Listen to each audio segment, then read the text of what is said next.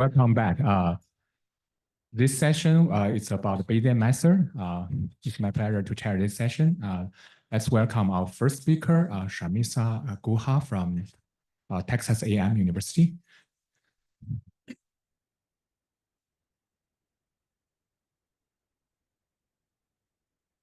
So I want to thank the organizers for giving me an opportunity to attend this wonderful workshop and speak. So today my goal is to give you an overview of the kind of work that I have been doing, share some insights and some challenges that I see working on for the next 5 years. So this is the topic, Bayesian neuroscience. So we will try to address some key research challenges with single and nowadays multi-object data. And I'm going to refer to quite a few papers. So these are my collaborators on different papers. Special mention to my PhD student, Mr. Jose Rodriguez Acosta at Texas A&M. Okay, so for a major part of my work, I have looked at the brain as a network and tried to analyze the brain structure and function through the lens of network theory. And when we think networks, we think network nodes, which are the brain regions, connected by pathways, which are the edges, and try to analyze the interactions between brain regions and their relationships with cognitive outcomes of interest. We are highly interested in uncertainty quantification.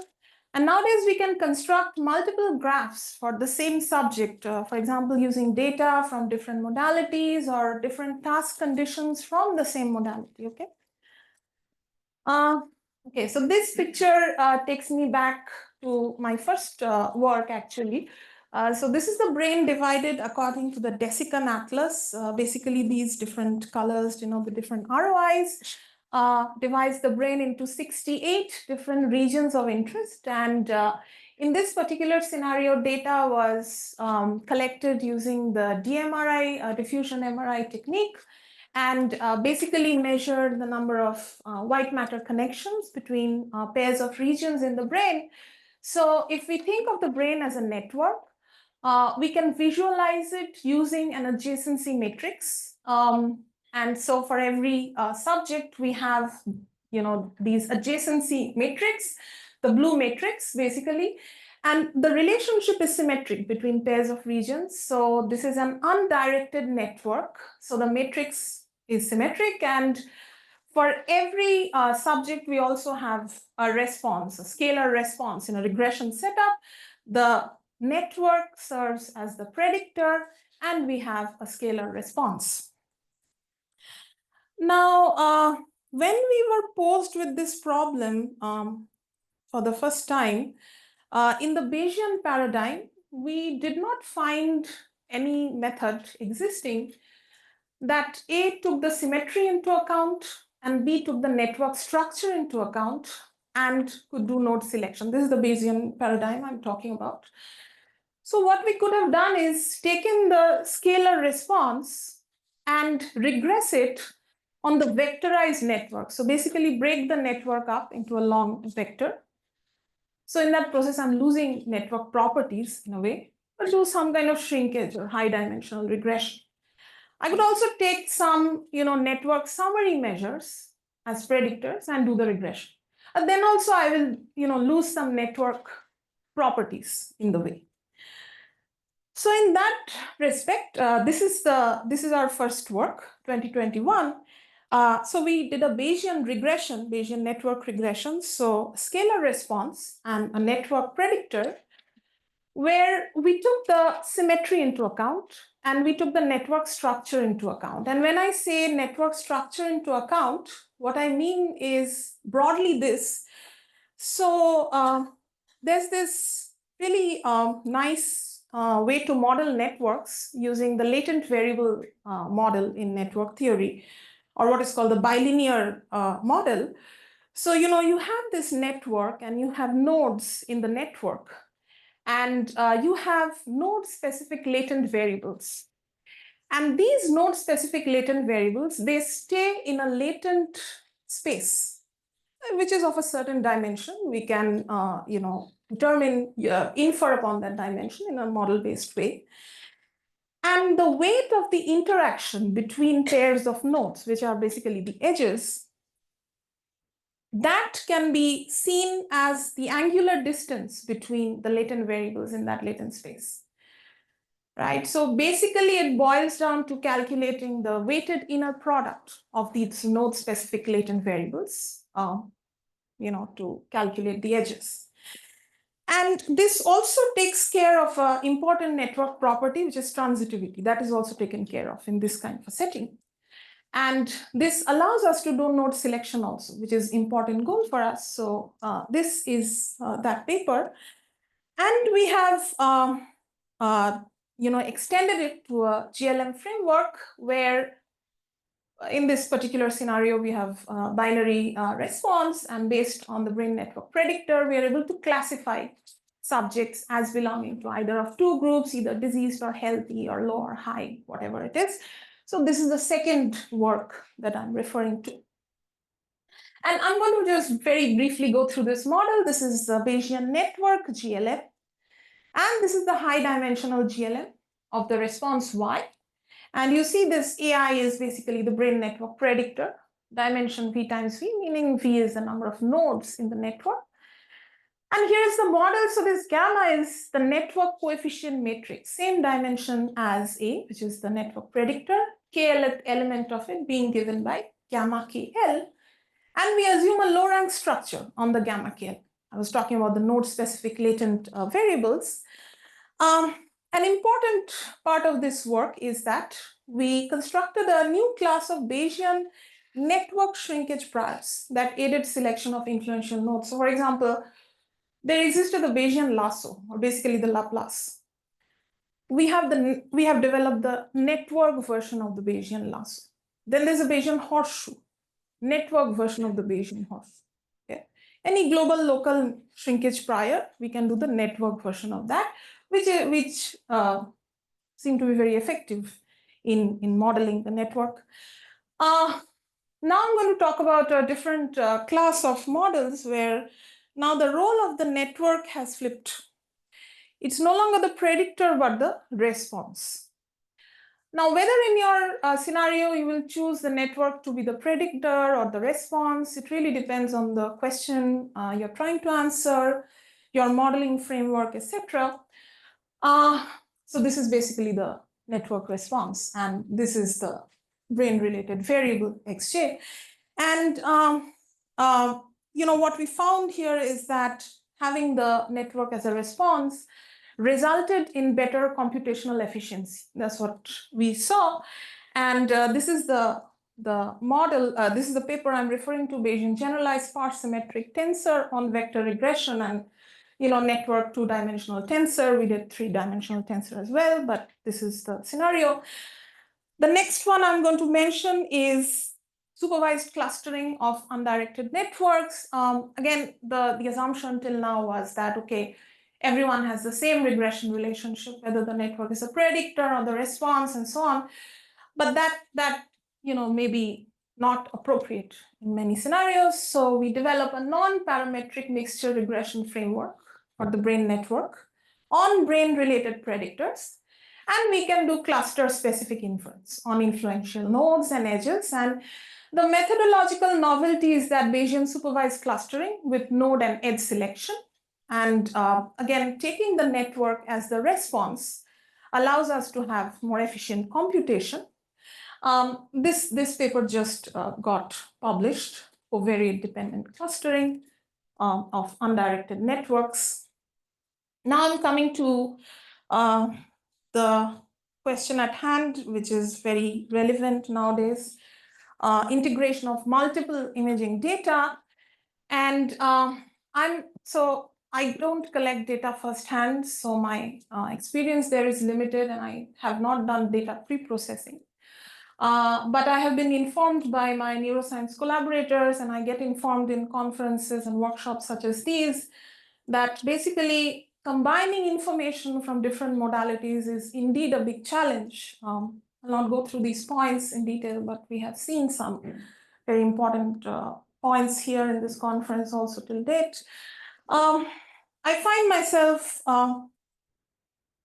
a little bit more working and concerned about this part, statistical challenges, and I think that a lot of statisticians who work in neuroscience and networks may actually be working on some of these directions in the next 5 years. This seems to be a topic of interest. So when we say multiple imaging objects, multimodal data, we have different topologies like networks, function, tensors, distributions, and the point is, how do we combine, in a good way, these different topologies when we are doing data integration, take into account that there is high dimensionality and in many cases the limited sample size, and uncertainty quantification is crucial, and Bayesian methods are in a good position to help us in that respect. Okay, so I will mention a work that we have done in this direction. Models for integrating multiple imaging objects. This has been led by my PhD student, Mr. Jose Rodriguez Acosta. And we have multiple brain networks with shared vertices or shared nodes, multiplex graph. So now all this is a multiplex graph for just one subject. Earlier it was just one graph for each subject, each constructed under a different task condition from fMRI. So the modality is the same, but we have different task conditions.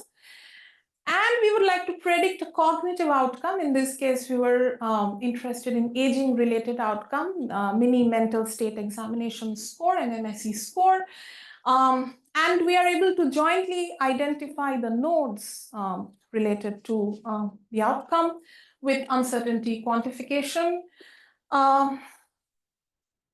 This work is in progress. Deep learning seems to be interpretable deep learning especially is something that we are also very interested to see as a community, how we can use that to integrate multiple imaging objects in an effective way. In this particular problem, we have multiplex graphs that are obtained over time. And we do have, instead of subject-specific attributes, in this case, we have node-specific attributes. They evolve over time. Rather than being specific to subjects. And basically, we would like to jointly model the multiplex graphs and the time-varying node-specific attributes by sharing latent effects between them. And we are trying to model them using techniques that can offer the predictive power of deep learning as well as uncertainty quantification. So I'm skipping some details because this is work in progress, but we will have a draft in a few months. Okay, so this is the last slide. So I did mention some statistical challenges that I see ourselves working on in the next 5 years. Working with neuroscience data has its unique challenges. I suppose, data access issues and,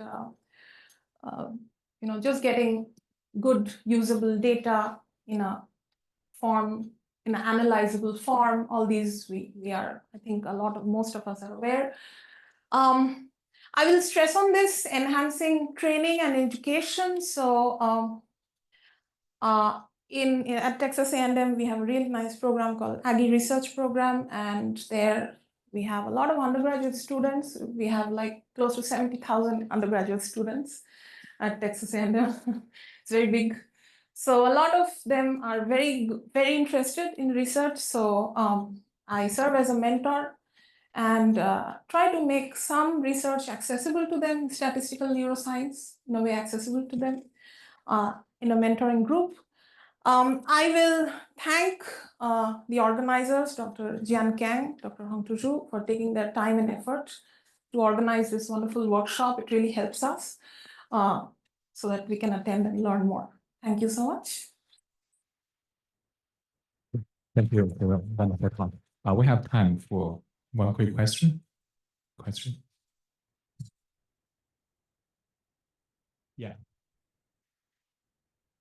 So for your enhancing training and education for students, what are the requirements, the curriculum development for neuroscience statisticians? Do they have to take a certain type of courses to be enrolled in this program? Or what do you guys offer and how do you see it? So I was mentioning the undergraduates, for example. Yes. So often the situation is that so I work on Bayesian methods applied to neuroscience. And of course, there are many other great methods applied to neuroscience. And it so happens that undergraduates probably may not be in a position to fully understand what's going on in a research article.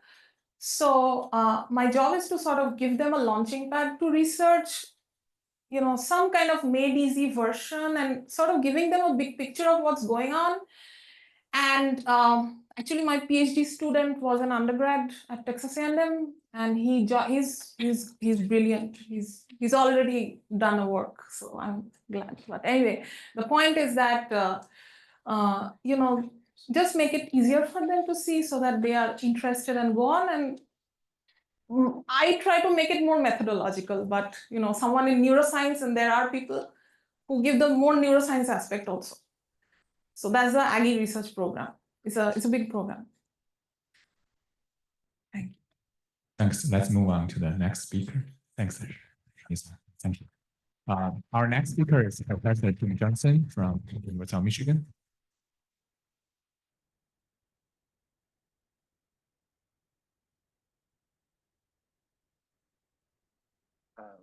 Put this up first.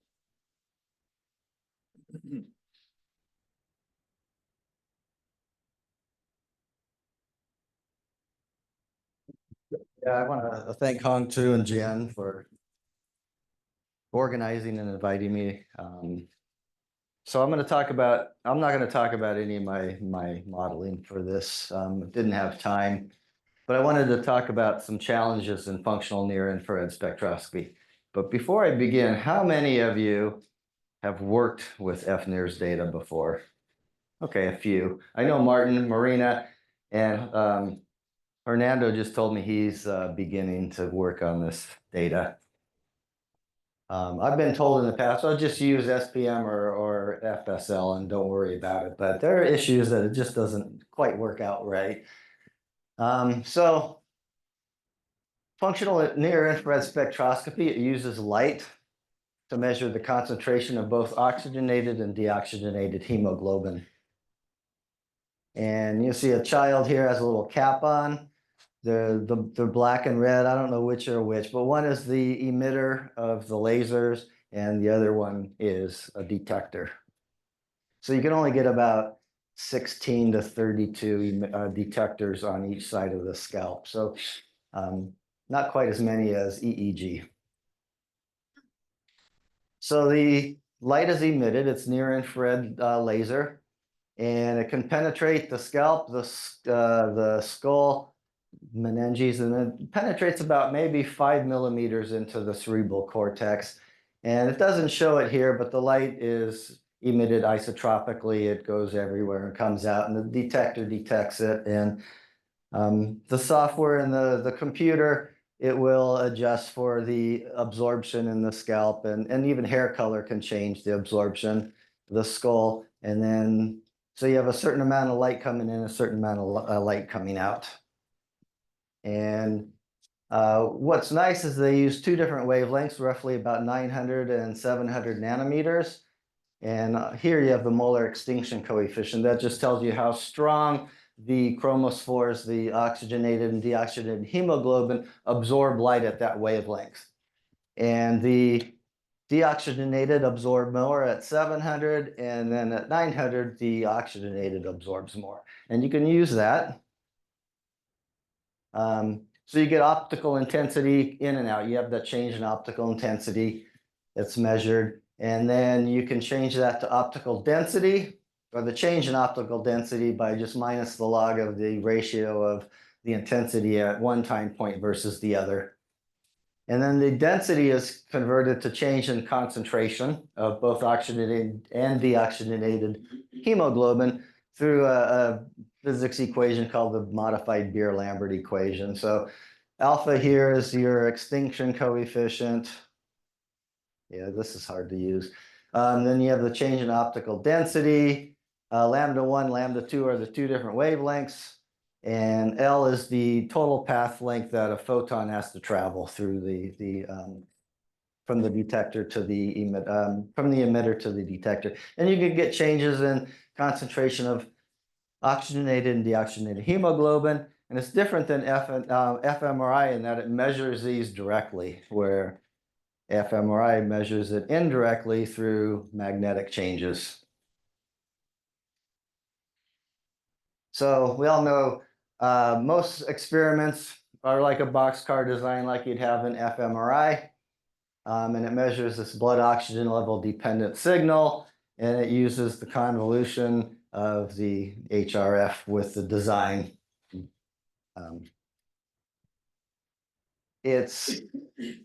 So here's we saw that in John's talk, the canonical HRF. It's not instantaneous, it's responses, bold responses modeled using this. And in the current state-of-the-art software, canonical HRF is used, often with time and dispersion derivatives included. So here's a couple examples of FNIRS data. This is sampled at 50 Hertz, so not as fast as EEG, but it's much faster sampling than fMRI. And I have two signals because you can measure both the deoxygenated and oxygenated hemoglobin. And you get a change in concentration in moles per liter. So it's pretty small, usually convert it to millimoles per liter, so you can do statistics on it. And you can see here, there's some low frequency drift. And also, at least in this oxygenated, you can kind of see it in the deoxygenated, there's these big jumps, and that's due to motion. This was from a study on children, and children are real fidgety, right? They move around a lot, and the cap slides. There's no optical coupling or anything. They just put it kind of tight. You can't put it really tight on kids because they complain. So there is this motion, especially with children. And I think that's the biggest source of headache with the FNIRS data. So there's some available software. There's a SPM for FNIRS. It's a MATLAB toolbox. Homer 3, they do a lot of filtering in there. And then the state-of-the-art of the software out of UPitt, University of Pittsburgh, by Ted Huppert. And it's a MATLAB toolbox called AR-IRLS, and it's a little bit similar to SPM or FSL for FNIRS. My collaborator, Yulia Kolvamin, is not happy with any of these for some of the reasons I mentioned, because they all basically take fMRI tools and apply directly to FNIRS.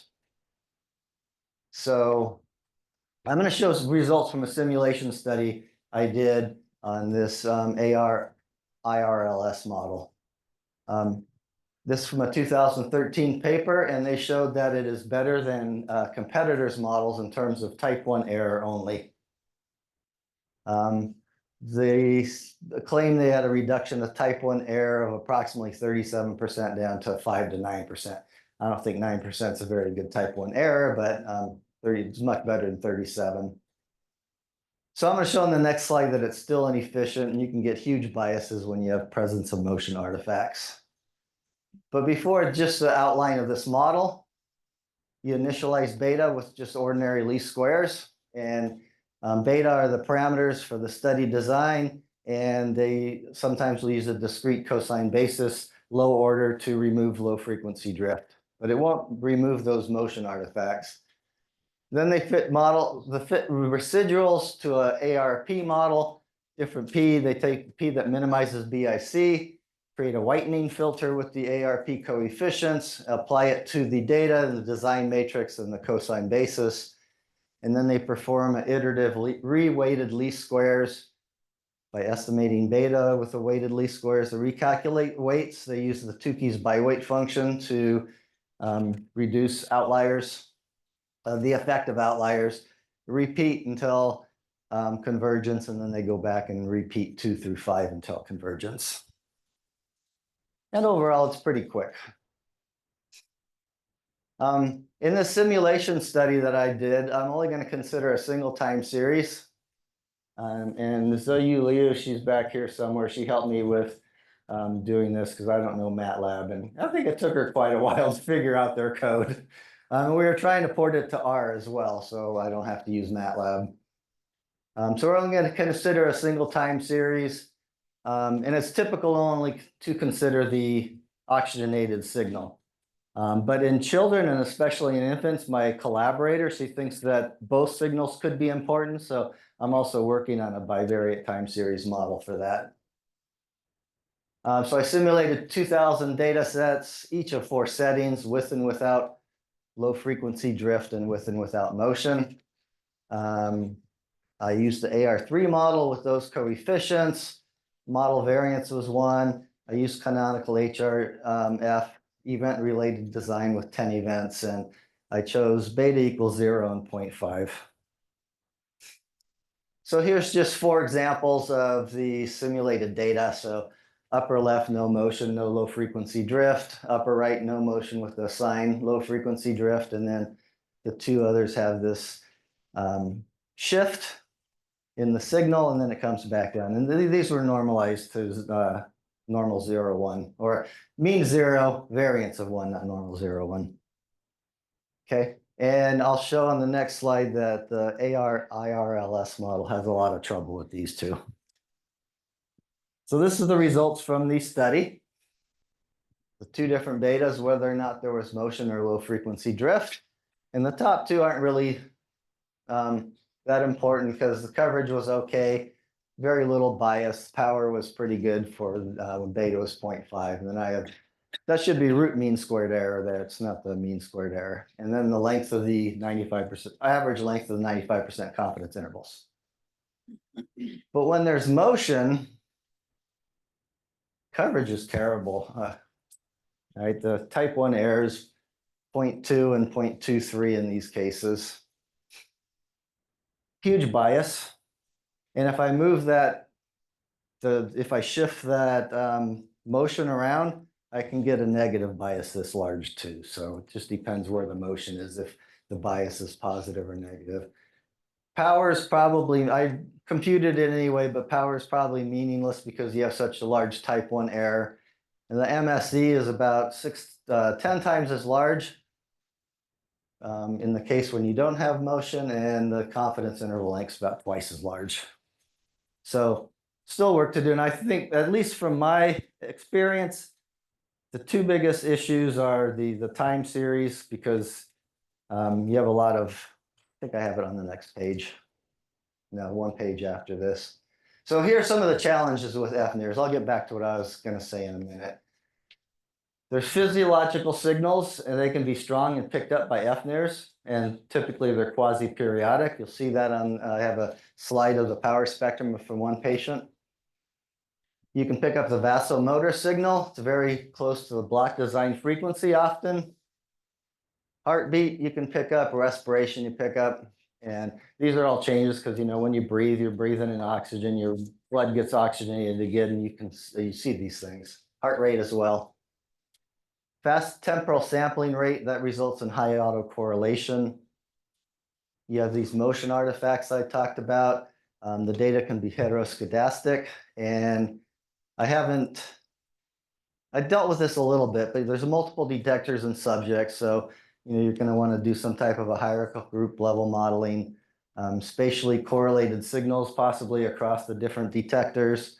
And then, of course, the bivariate time series, which isn't really a big deal, except it makes the algorithm a lot slower that I've built from a Bayesian perspective. Yeah, so I have to say Bayes because this is a Bayes session, but I have been building a model.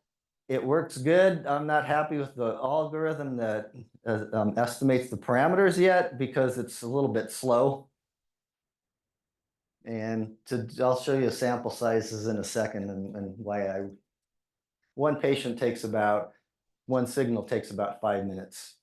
And it's too slow when you're doing multiple signals in multiple patients. or multiple detectors. So here's a Ralph power spectrum. This is actually from a 20-year-old, somewhere in the 20s, a male who had a cochlear implant put in, so he couldn't go into the fMRI machine. And as they put the cap on him and did a couple different rhythmic beats in a single tone, and this was placed near his auditory cortex. So there's a low frequency drift. Signal of interest, I think that's where the signal is, because I know the frequency of this, how often the signal is done. You have a vasomotor, respiration. Here's the heart rate, first harmonic of the heart rate, and maybe down here you could see the second harmonic. Okay, and the heart rate, of course, isn't at a single frequency because our heart rates are changing constantly. And that's typically about 75 beats per minute there. So as I mentioned, Yulia Kovalman, she's a developmental psychologist at the University of Michigan. And she's a big believer in data sharing. And every study she does, she puts on this Deep Blue library at UMich. So you can download the data here. It has 343 children. They were aged 5 to 11. It was task-based FNIRS. And she's interested in language development. So she was looking at English-only children, bilingual Spanish-English, and bilingual Chinese-English, because Spanish and when you learn the language is more, Chinese is more phonetic, Spanish is, and Chinese is different than that. So the way they learn. My experience is that it's not always the case that people want to share their data. Most of my collaborators don't like to share their data unless they're forced to by the NIH. And even then, they're going to give summary statistics. They don't want to give them the images.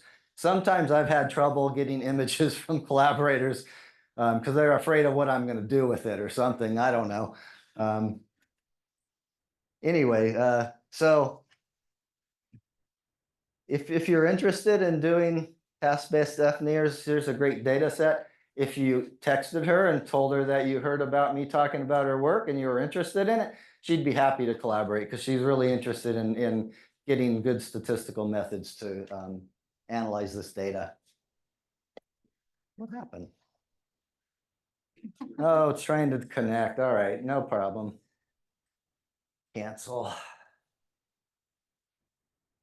I didn't mean to do that. Let me go down here. All right. And then finally, I'm 30 seconds over. This is the paper, but the AR-IRLS model was published in Biomedical Optics Express. And then this paper just talks about the data set. And because it is MATLAB, it's raw data off the FNIRS computer. And so they talk about all the setup and all the different covariates and everything they did and what the tasks were. So that's it. Thank you. Let's move on to the next speaker. Due to the time limit, we leave the question to the end of the session. Our next speaker is Tianwen Ma from Emory University.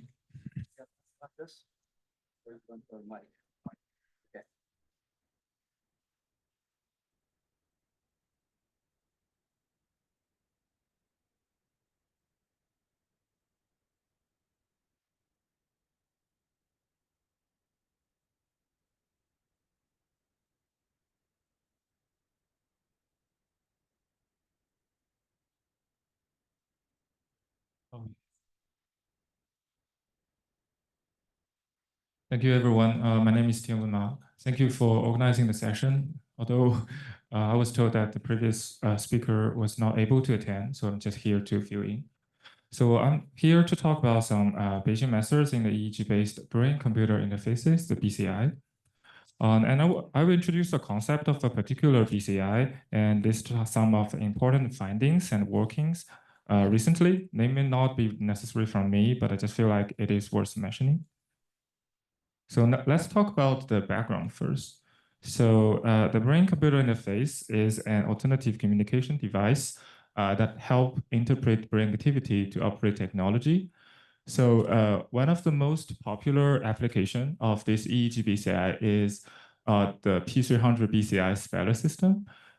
which is primarily used to assist people with severe neuromuscular diseases, such as amyotrophic lateral sclerosis, to communicate with others due to the low cost, non-invasiveness, and high temporal resolution properties of the EEG. So this plot just gives an illustration of the standard EEG-Based procedure. So the biological mechanism is that when people respond to their kind of stimulus of interest, their brain will elicit a so-called P300 ERP, event-related potential. So this P300 is a positive peak around 300 milliseconds after the stimulus is observed. And by averaging target and non-target stimuli among multiple repetitions, you can have a rough idea of how the P300 looks like in terms of target and non-target stimuli for a particular channel. So this is like how the stimulus is presenting on the kind of a virtual keyboard. So here, this RCP row column paradigm was developed by Farrell and Dongqing back in 1988. So here, an event or stimulus is defined as a row flash or column flash. So given a particular character to spell, users are asked to mentally say a yes when the row and column flashes containing that target letter or key appeared on the screen, and just do nothing otherwise. And given any target character, there always exist exactly two flashes. One is in the row and the other is in the column that are supposed to elicit the so-called target ERP responses. So the traditional kind of framework to analyze this data is forming this like offline closed loop. So we first do the signal acquisition, and then we do some signal preprocessing and do the feature extraction. And then the fundamental question, or like a statistical problem for this type of data sets, is do a binary classification to tell whether the particular flash related EEG signal is target or not. And then we convert these like a binary classifier scores into character level probability calculation. And then we send the feedback to the user, basically saying like, are you typing this letter or not? So after introducing this kind of general offline framework, I'm gonna answer some of the questions. So the first one is what are the most important research questions that we should focus on in the next 5 years in the BCI field? I think still we have like some signal preprocessing and noise reduction issue, because EEG is kind of signals are often noisy and subject to artifact. For example, muscle movement and also eye blinks. And we should focus on improving signal processing algorithm to enhance the signal to noise ratio and ensure a more accurate implementation of brain activity. And the second one is enhancing the real-time classification performance. So because like this type of speller system is ultimately used to help user doing the free typing in practice. Therefore, we need to develop more faster algorithm and hardware that can process the EEG data in real time. And by the way, the time interval between each flash is around like 100 milliseconds, so it's really fast. And the third one is the user adaptation and learning. So like variability in the EEG signals across different users, or even within the same users over time, will be a challenge. So we need to create some adaptive systems that can learn and adjust to individual users' EEG patterns, improving the reliability and effectiveness of the BCI.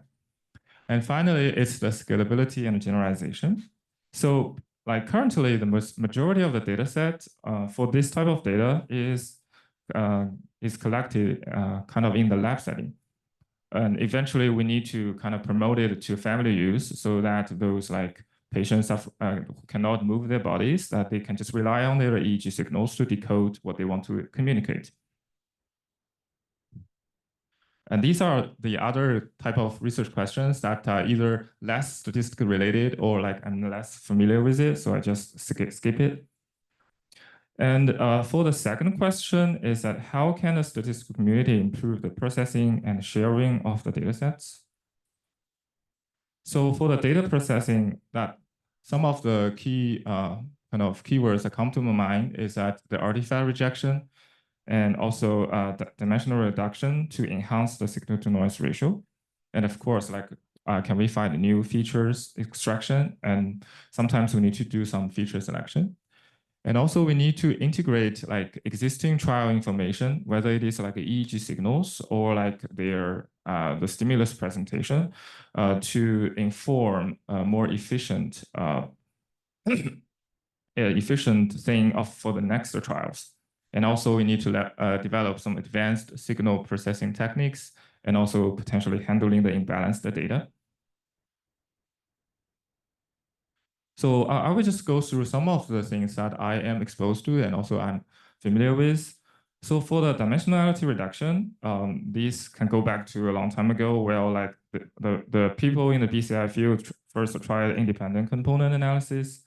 Well, they do the classic 3 steps. They do the decomposition of the signals into different independent components with ICA, and then they do the manipulative selection of the ICs in time and spatial domains and back projection from these selected IC markers to the scalp EEG data. But one of the limitations is they need to select this IC manually, or they need to rely on their spatial temporal priors. And then the field started to look at the principal component analysis. Well, they just like calculate the kind of the filter matrix A based on the least square estimation. However, they argue that PCA does not improve the signal to noise ratio for P300 specifically because their noise is not included to design this spatial filter. And recently, there's the study from Europe that developed these X-Dong filters that is specifically for the P300 ERPs. So they just basically add this U matrix like spatial filter to all of the equations. And then their purpose is just to find the best, optimize this U spatial matrix by doing some kind of matrix decomposition.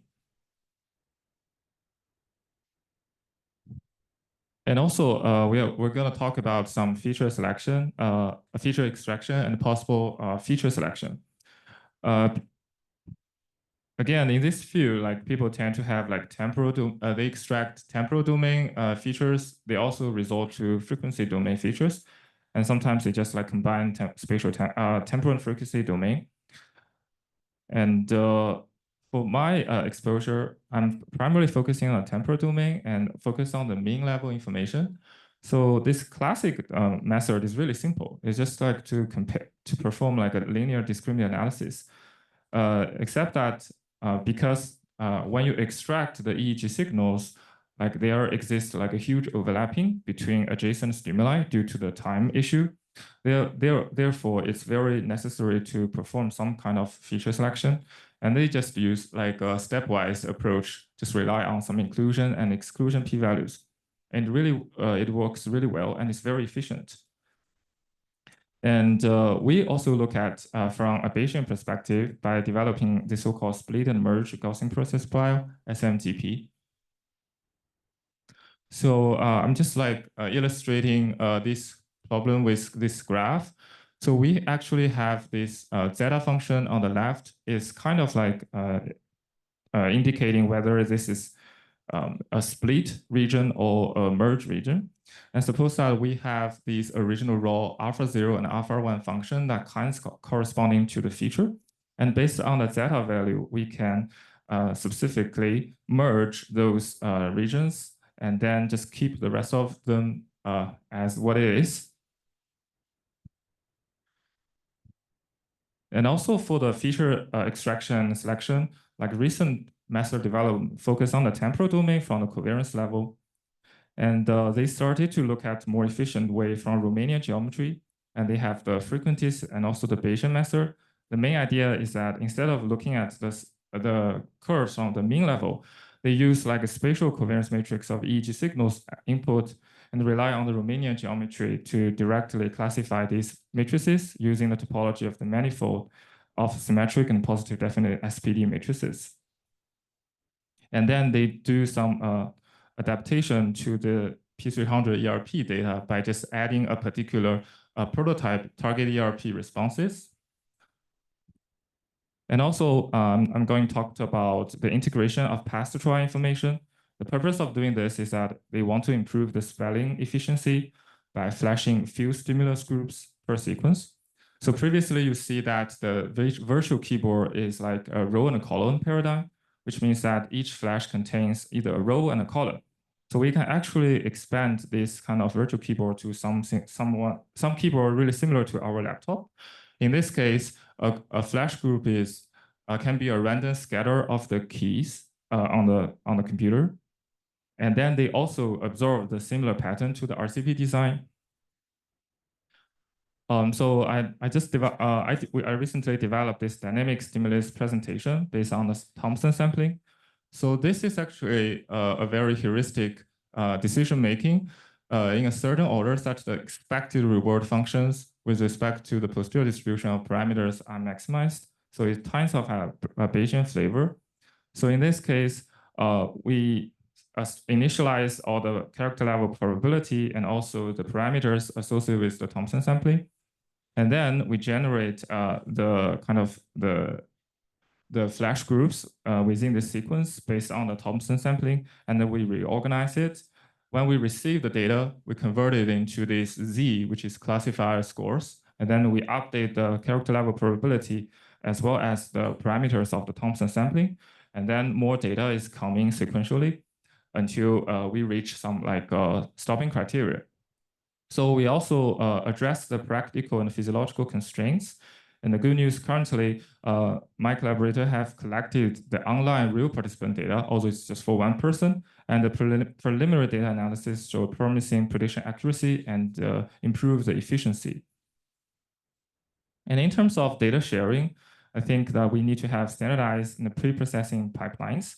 And also develop some statistical methods for data integration. We need to have open data repositories and platforms. So in terms of the data integration, I recently developed this kind of mixed signal matching procedure. Well, for example, given a new participant that has very few BCI experience, we can borrow the signals from the source participants where they have rich signals, and then we can use some kind of similarity metrics to determine whether we need to include the signals of that source participants to the new participant to do the model fitting and to do the prediction accuracy. And also, I want to mention some open data repo and platforms for the BCI. So currently, we have so-called mother of all BCI benchmarks, MOABB framework. And also, they are kind of doing all the kind of implementation functions in both the MNE Python packages and also PEY BCI Python package. But it's still a long way to go because most functions are just limited to the classification, the comparisons of classification methods.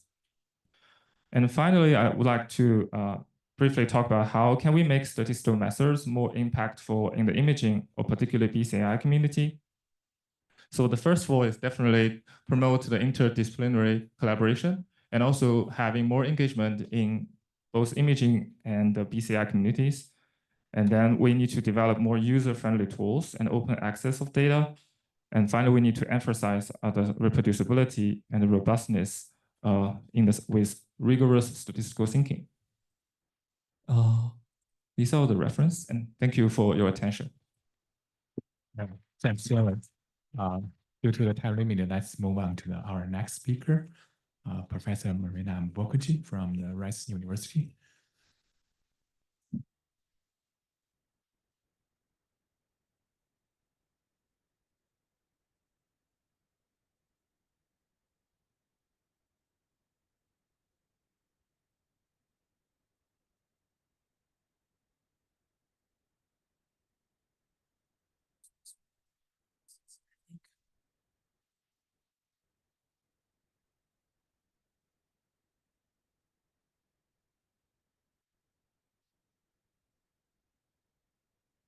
All right, thank you. Thank you very much for the invitation. It's really nice to be here and have the opportunity to talk about my work and meet so many of you. So actually, the previous speaker had a good introduction to what I'm going to talk about. So I'm going to talk about my work on Bayesian methods for the analysis of ERP data. And in talking about my methods, I'll try to describe opportunities and challenges in the field, and I'll wrap up the discussion around the three questions that we have been posed.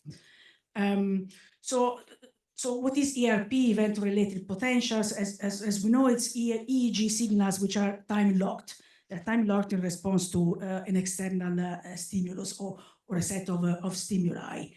Typically, in the sort of crude analysis of this data, there is a lot of averaging that is done in an effort to wash out the noise. And so these SNPs are averaged across multiple trials, across multiple electrodes, sometimes across multiple subjects, and eventually we get kind of a smooth signal like the one that you see in the figure.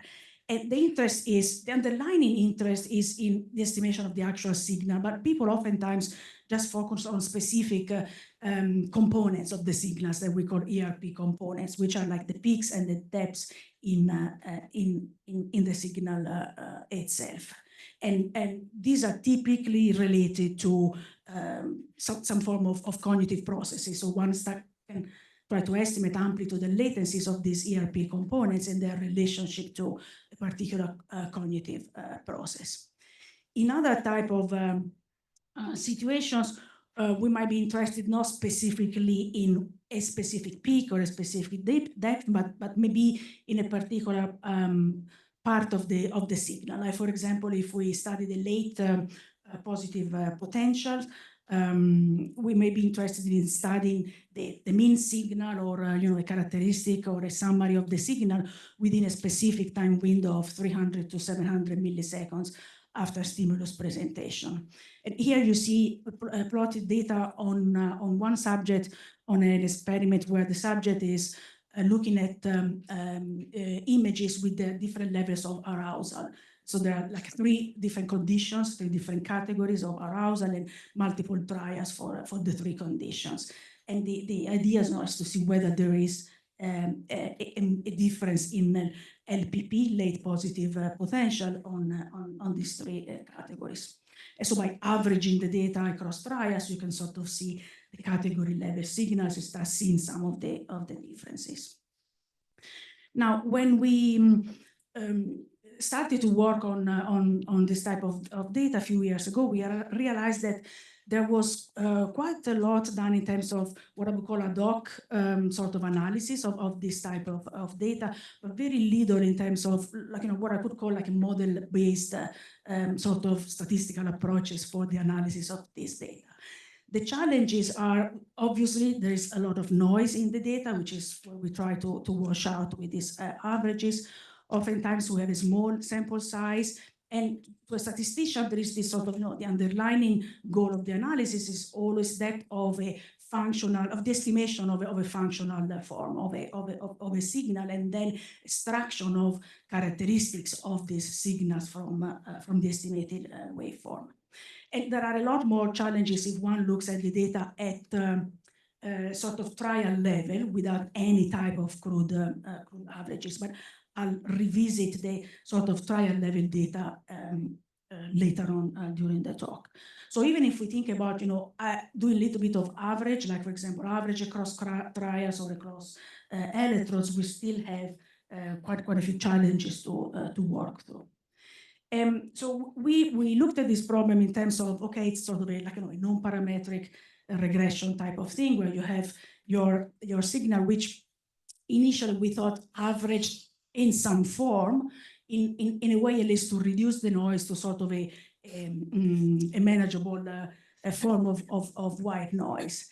And so we consider the class of signals, the class of models where the observed data are modeled as a signal plus noise, and where the underlying signal is modeled via a Gaussian process priors. And we're not the only ones taking this sort of approach in the field. So Gaussian process priors offer a flexible non-parametric structure for the estimation of the signals. There is a lot of well-developed theory out there, and within the Bayesian literature, there are also very many straightforward posterior sampling algorithms. They use things like EM and MCEM type of things. Another nice characteristics of GPs is that the derivative of a GP is another GP.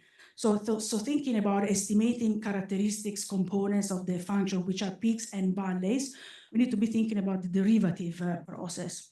And so we consider the derivative of the signal, and therefore the derivative of the GP, and imposed that the derivative was 0 at a certain number of stationary points that would correspond to the latencies of the ERP components. And then we devised a very nice, in my opinion, Bayesian approach to this problem that I don't have the time to describe, but essentially very simply assume a univariate prior on T, the parameter of the latency parameter, and then exploits the multimodality of the posterior distribution to find an automatic estimate of all stationary points without having to employ things like reversible jump or anything fancy. And we have extended this idea to modeling multiple subjects and also data from multiple groups of multiple subjects via sort of a hierarchical ANOVA structure on the prior. So I'm just going to show you how it works on a number, on a data set. This is data from RISE, from a lab at RISE, and it's people, it's an experiment of speech recognition. We have a group of young adults and a group of older adults.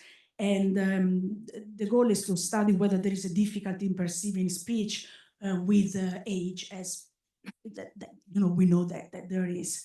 And so you see the data up here. So we have a group of young people and a group of older adults. And if you were to average the data across the two groups, you would see the red and the blue line. So we fitted our model at the subject level data by averaging data across trials and across electrodes. And this is the output of the model. So we get the estimate of the ERP waveform at subject level.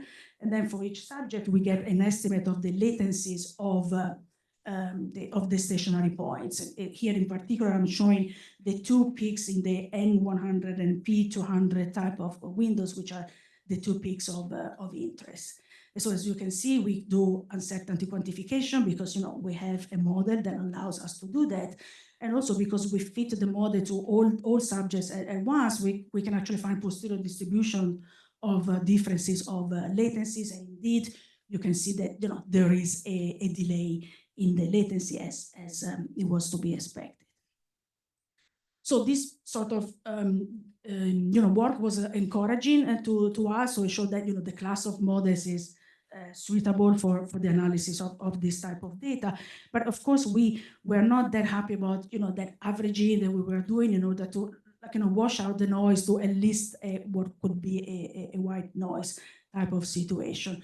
So we went back and sort of reanalyzed rethought the data more at the level of trial level data without doing that heavy average. And of course, the challenges increase, like I was saying before. So there is a lot of variability in the signals across trials. So it's a variability that needs to be modeled, lots and lots of noise. So you do need to employ a sort of a model-based approach to be able to tease out the signal. And there is a lot of non-trivial noise. So we revisited the model into sort of like, a second generation type of GP regression model where the structure is still signal plus noise, but now the noise is an autoregressive process that includes a white noise component.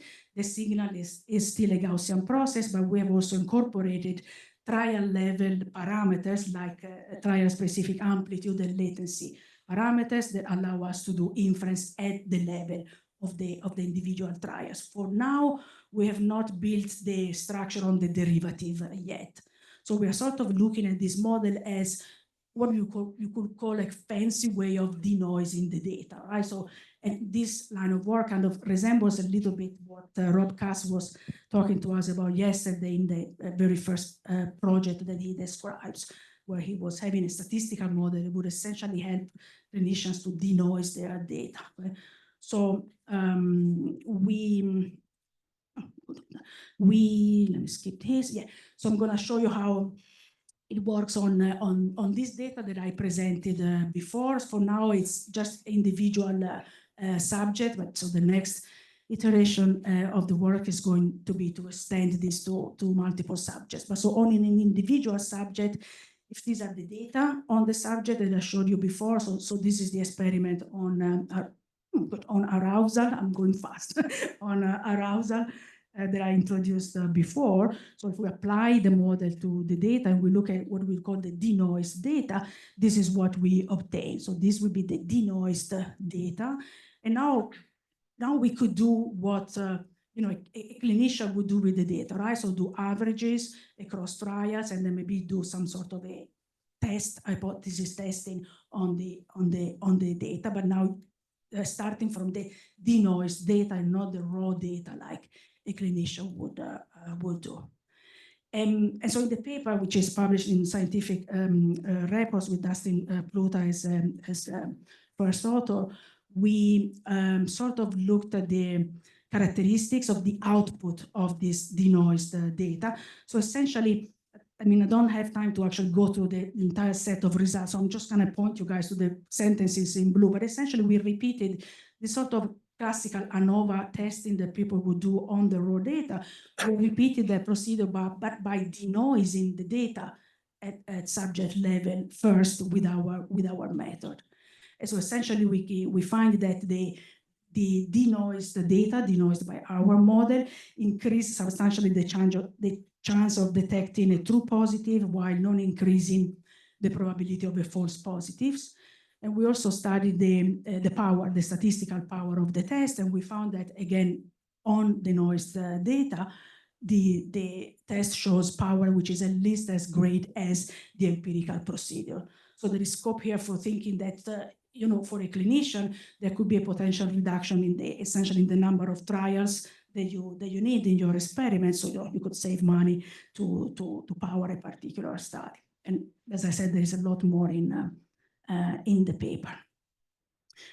So I'm going to wrap up with a discussion around the three questions. So what are the most important research problems in the next 5 years in this area, EEG, ERP? Well, I said it at the beginning, to me, there is very little out there in terms of model-based statistical approaches to this type of data. A few of us are working in that area.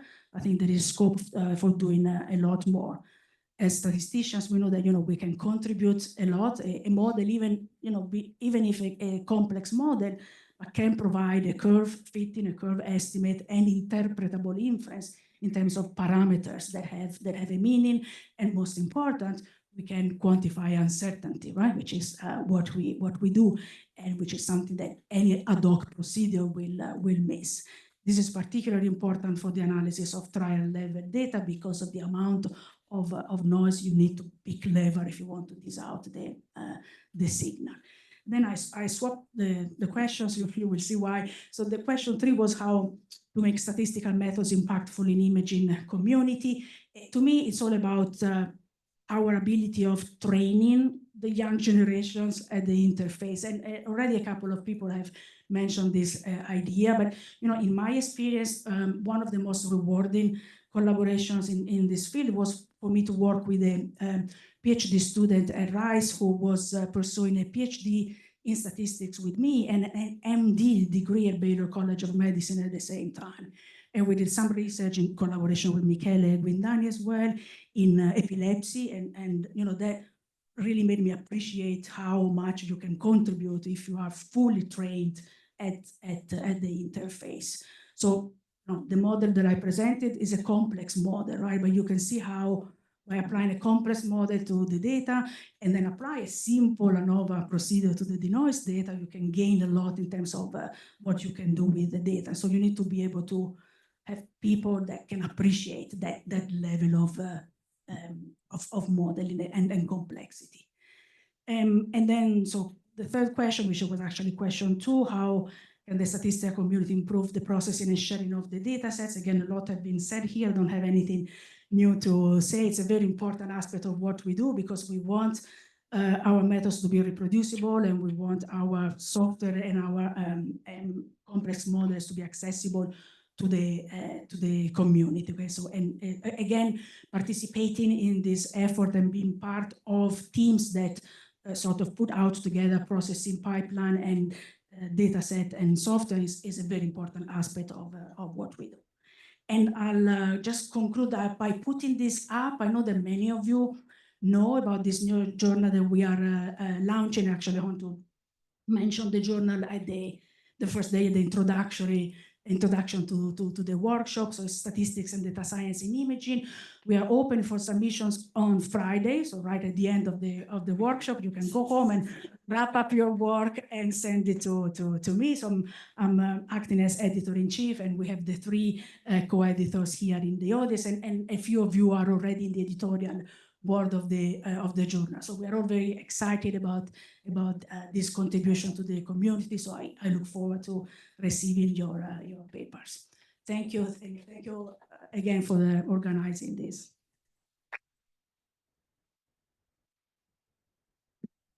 Marina, questions? Yeah.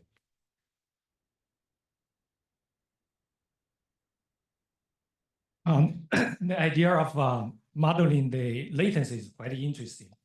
How do you incorporate the tau, the parameter tau? Is that do you incorporate that into your kernel for the Gaussian process? Yes. So far we have the tau parameter, but we don't have the latency on the. We don't impose the stationary points, right? So the second model is very simply a denoising type of model, right? Where you do inference on the tau at trial level and the beta, which was the amplitude.